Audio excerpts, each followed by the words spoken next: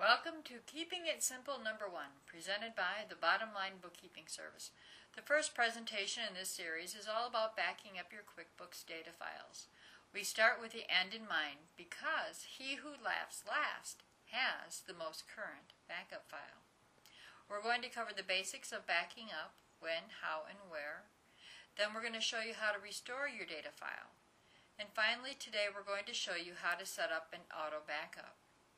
Please visit www.bottomlinebookkeepingservice.com for more presentations in this series. Welcome to the Backing Up Your QuickBooks Data Files presentation. Today's presentation is brought to you by the Bottom Line Bookkeeping Service and is intended for both novice and expert users alike. To begin with, we're going to show you how to do a backup to your USB drive. Then we're going to show you how to restore that backup to your computer, but before we can do that, we have to learn how to locate the data file on your computer by looking at the file structure to find out exactly where on your hard drive that file is stored. It's going to be different for different computers, and today's operating system is Windows XP using QuickBooks version 2010. Once you learn this, you will be able to restore files on any operating system using any version of QuickBooks. We're going to move along rather quickly, so please feel free to stop the presentation and take notes. Any questions you may have, please email those to training@tblbookkeeping.com. We look forward to hearing from you and answering all of your questions. How often should you back up? I love this question. I get this question all the time and my answer is always the same. How much data do you want to lose? Lose, you say? Well, I don't want to lose any. Well, great. Then do you know what? You're going to do a backup at the end of the day, every day when you're finished using QuickBooks. It's as simple as that. And it truly is very simple. And in just a moment, we're going to show you how simple it is to make a backup to a USB drive. Now, you tell me you have a backup service from your IT professional. Backup services are great, and they are backing up all the data files on your computer, not just your QuickBooks. And that's a fantastic service to have. This is not meant to replace it, but rather to complement it. And we'll show you how in just a moment when we get to the backup settings. Another reason you'll need to know how to make a manual backup is if you want to move your data from one computer to another. A lot of people today will have a PC in their home office and a laptop that they take to meetings and on business trips. When they are away, they like to have their accounting software with them, and you can do that quite easily.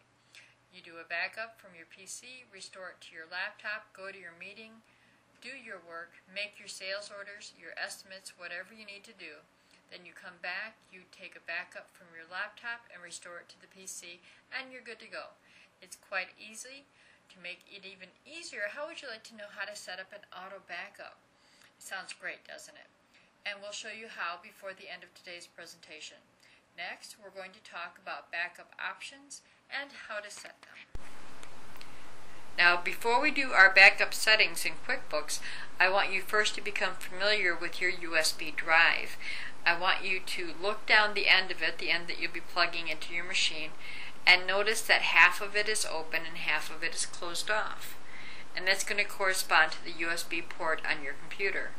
Now, on newer computers, the PCs, the port will be in the front of the machine. In the older PCs, the USB port will be in the back. On newer laptops, the USB ports are on the sides of the machines, either left or right, or sometimes both sides, depending upon the models. The older laptops will have the USB ports around back. Now, I want you to get used to how it feels to plug that in. It should fit snugly. You should not have to force it. And then when you do plug it in, wait just a moment, you'll hear a little sound, ba-dum, and that's normal.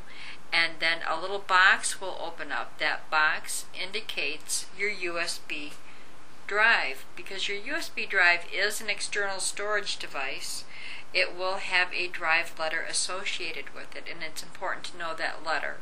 That letter will change depending upon how many different USB drives you are using at the current time with your computer. So I want you to go ahead and do that, and then we'll move on to our backup settings.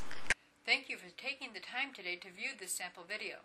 To select this video for free download, please visit www.tblbookkeeping.com/store and be certain to use the promo code YouTube for your free download.